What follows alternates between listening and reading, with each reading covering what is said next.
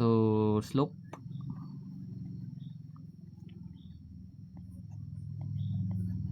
Intercept form. Sana naman guys. So, maroon tayong kumuha ng slope. Then, syempre, formula tayo ng equation, no? So, madali lang to actually. So, mag-identify lang tayo ng slope-intercept form. So, ano ba yung formula ng slope-intercept form? So, meron tayong y equals mx plus b. Wherein yung m natin yung slope. Kasi nga kanina yung m nakalagay. Sorry. Then, itong b natin, siya yung y-intercept. So, in this case, yun na. So, for example, meron tayong number 1 na y equals 3x minus 4. So, ano yung slope? Ano yung y-intercept? So, remember guys, kapag y-intercept yung pinag-uusapan, makikita mo to sa y-axis. So, ibig sabihin, kung meron tayong Cartesian, di ba ito yung x-axis natin na horizontal, while yung vertical natin is yung y-axis. Kapag x-intercept yung pinag-uusapan, makikita mo yon dito sa horizontal line or sa x-axis. Kapag naman y-intercept, dito mo siya makikita sa y-axis nakalagay.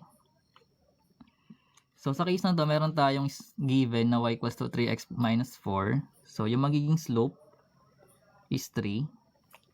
While yung magiging b natin, or yung y-intercept is, ano? Ano yung magiging slope? Y-intercept, I mean. That is negative 4. So, kapag naman y-intercept, guys, lagi mo i-consider yung katabi niyang sign. Kapag minus yan, that is negative 4. Kapag plus, hindi 4 na lang yan. Number 2. So, let's say meron tayong y equals 5x plus 2. So, ito madali na lang actually. Kasi nakakuha na natin yung ano eh. Yung keys. Or key. Lagay natin yung slope. Which is 5. That's correct. Then, yung b natin is magiging positive 2. So, ganun na siya nakadali. If ever na naka-slope intercept form na siya, madali nilang mahanap yung m tsaka b natin. What if meron tayong number 3 na y equals negative 2x plus 7. Yay! So, meron tayong slope na negative 2 while yung y-intercept natin is positive 7. So, madali pa yun, di ba?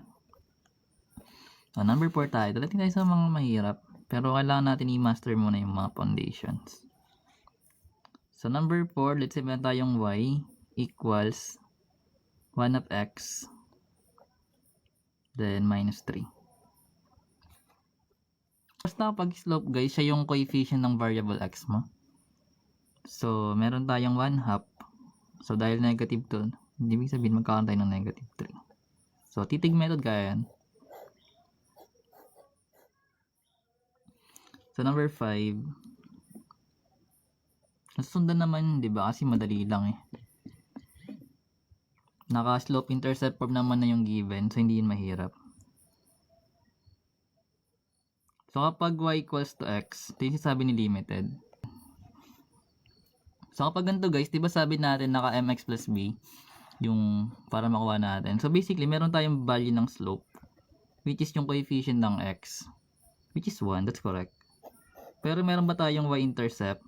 So, wala. So, magiging 0. Kasi wala ka naman nakitang plus or minus dyan na constant.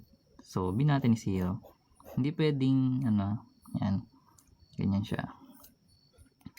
Number 6 kasi may space pa. What if ganito yung given natin?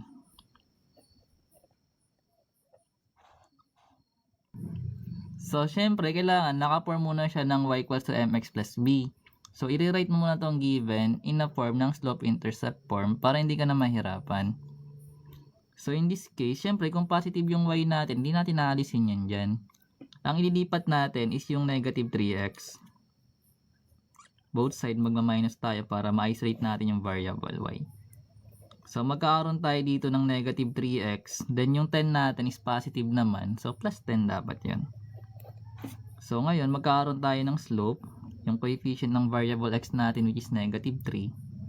While yung y-intercept natin naman is positive 10. So, ito yung kakalabasan. Kasundan? Gets? Yan lagi yung guys. Lalo pag nag-graph. Mas madali kasi mag-graph pag naka-slope intercept form eh. Paano ba yung ginagawa? So, for example, ito. Hey, thanks, Sir AJ. So, meron tayo guys, for example, paano ba ito i-graph? So, meron tayo na ito. Ito na siya ginagraph. So, sabi natin, kapag naka-slope intercept form na siya, una mong i-graph yung slope, y-intercept, yung b natin. So, negative 4. So, ibig sabihin na dito dapat siya. Sa baba ng origin. Y-axis. Then, tsaka mag-move ng slope na 3/1. So, 3 units upward, di ba rise muna? Then, 1 unit dito. So, ganyan siya ginagawa. Dito mama. Malaki natin. Ito na siya. Hey, thank you guys. Thank you Sir AJ.